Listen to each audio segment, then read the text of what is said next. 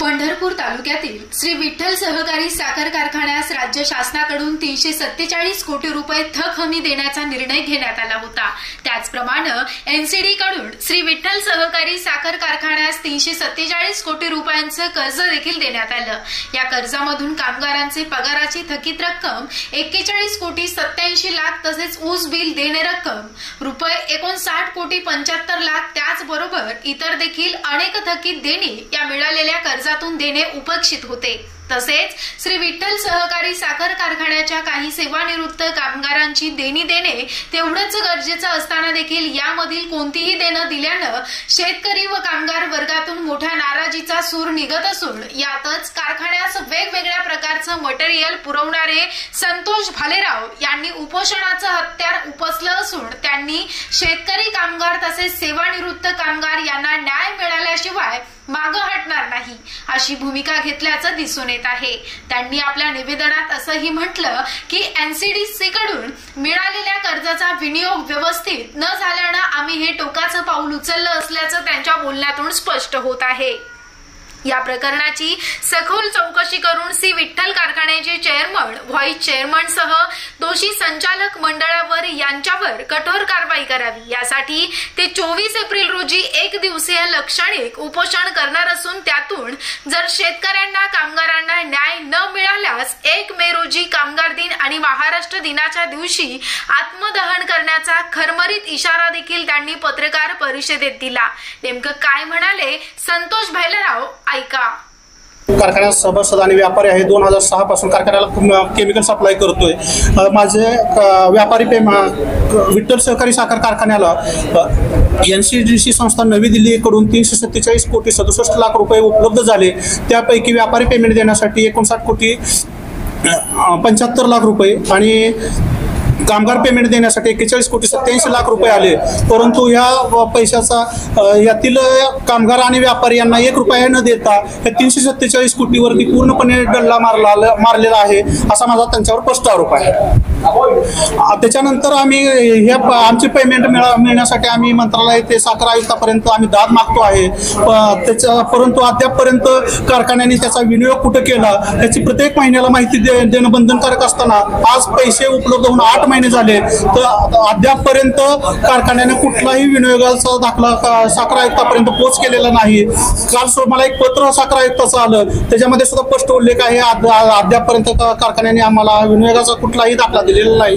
अशा प्रकारे कारखान्यात जर ज्या हेड खाली पैसे आले त्या हेड खाली त्या प्रत्येक हेडला पैसे देणं बंधनकारक असताना कारखान्याने 347 कोटी 67 लाख या रुपयावर कारखान्याचे चेअरमन अभिजित पाटील यांनी डल्ला मारलेला आहे असा माझा स्पष्ट आरोप आहे।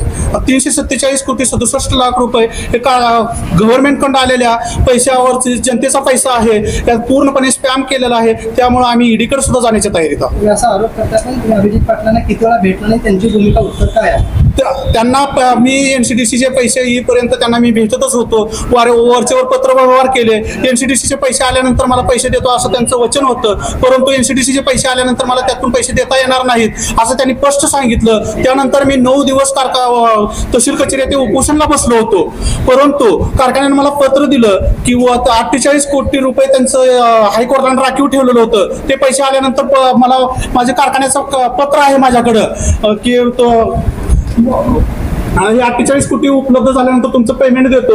आतापर्यंत मी पत्रव्यवहार करतोय परंतु माझ्या कुठल्याही पत्राची दखल घेत नाहीत। माझी पत्र सुद्धा ते ऍक्सेप्ट करून घेत नाहीत।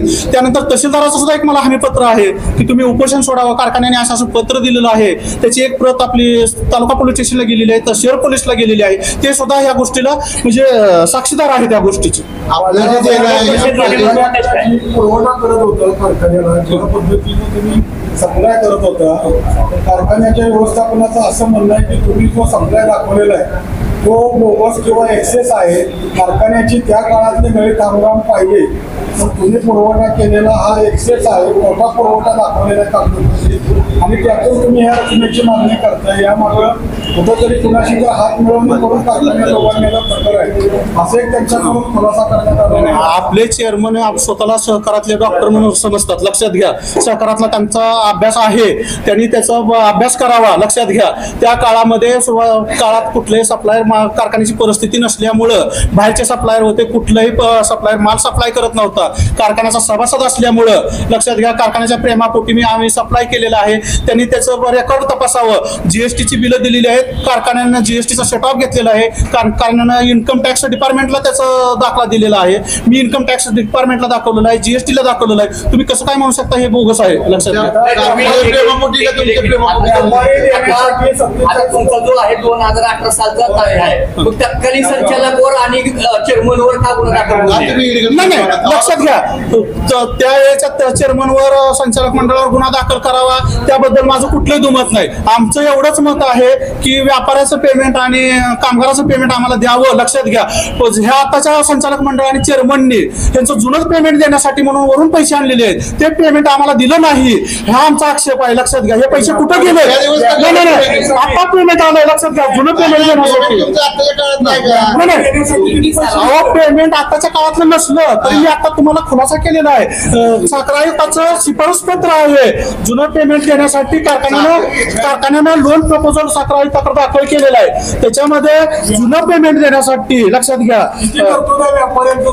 जुनं पेमेंट देण्यासाठी 59,75,00,000ची तरतूद आहे, लक्षात घ्या. 72,58,026 रुपये आहे. नाही, ज्याचा त्याचा प्रश्न आहे, लक्षात घ्या. आज माझ्या मुलाचं शिक्षण थांबलंय त्याच्यामुळे, लक्षात घ्या. नाही, आजपर्यंत थांबलं असा विषय नव्हता, लक्षात घ्या.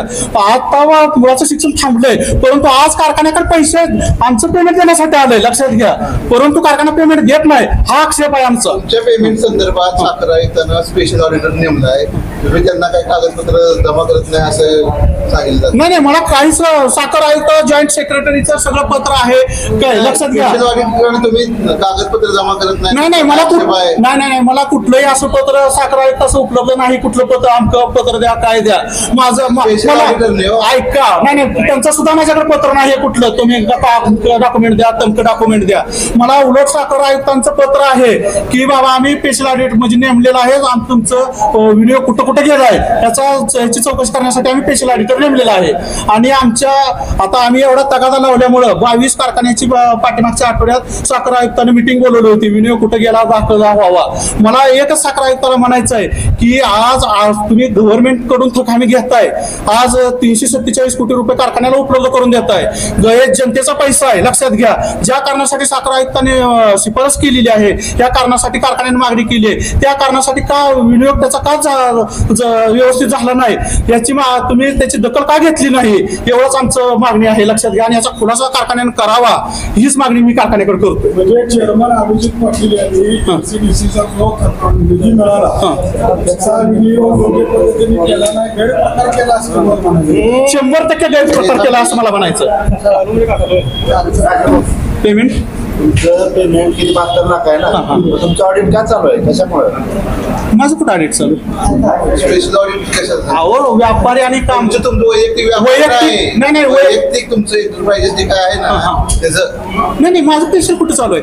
आमचं फक्त साखर आयुक्ताला आमचं पत्र गेल्यामुळं, लक्षात घ्या, काय की व्यापारी वरून आलेले पैसेचा विनियोग कसा कुठं गेला याचं चौकशी करण्यासाठी ऑडिटर नेमलेला आहे, लक्षात घ्या. माझ्या वैयक्तिक त्याच्यासाठी नाही. तुमचा जे माल दिलाय ना बोगस दिलाय असं कारखान्याचं म्हणणं नाही, मला अजिबात त्यांचं पत्र नाही.